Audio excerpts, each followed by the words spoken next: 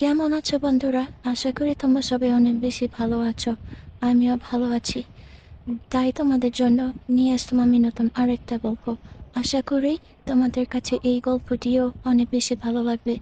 তাই বন্ধুরা, গল্পটি শুরু করার আগে তোমাদের কাছে একটা অনুরোধ করতে চাই।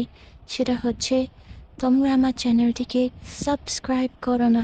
দয়া করে চ্যানেলটিকে সাবস্ক্রাইব করে ভিডিওতে লাইক দিয়ে পাশে থাকো এবং বেল আইকনে ক্লিক করে নোটিফিকেশন অন করে রাখো, যাতে নতুন কোনো ভিডিও তোমরা মিস না করো। যাই হোক, ভিডিও শুরু করা যাক।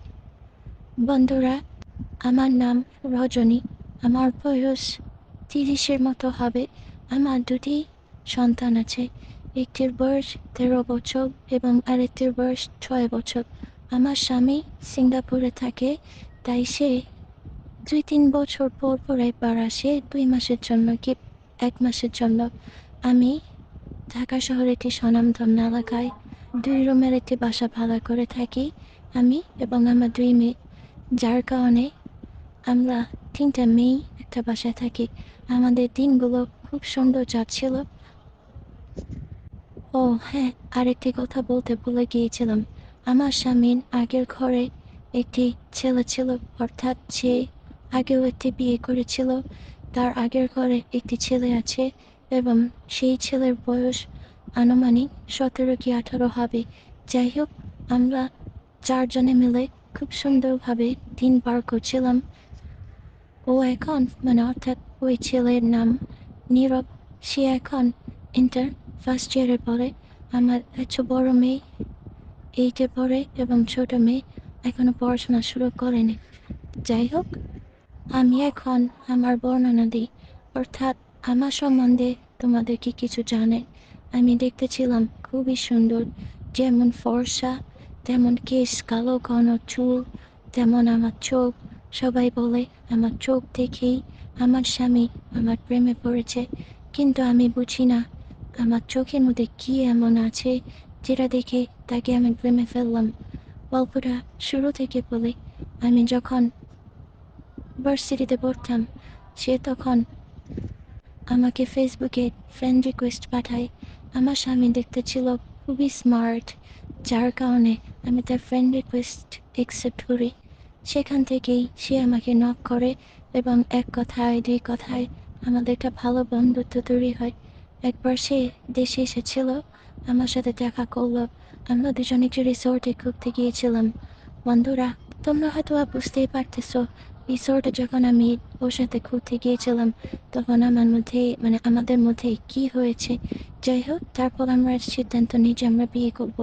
তখনও আমি জানতাম না তার অলরেডি একটা ছেলে আছে, অর্থাৎ সে অলরেডি বিবাহিত।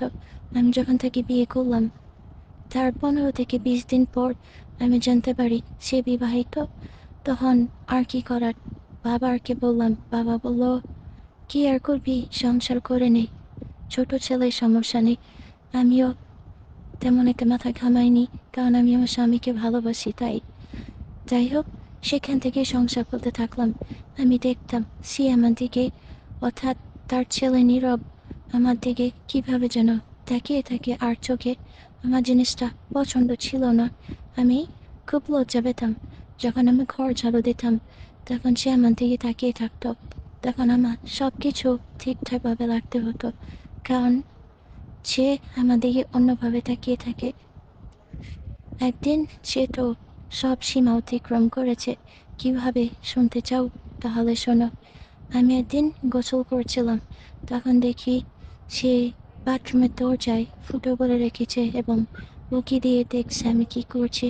তো যাই হোক, যখন আমি খুললাম, তখন দেখি সে দৌড় দিয়ে চলে গেছে। আমি তখন টের পেয়েছিলাম যে সে এখানে ছিল। তারপর একদিন আমি তাকে বললাম আমার গায়ে সাবান তুলে দিতে। সে ছিল।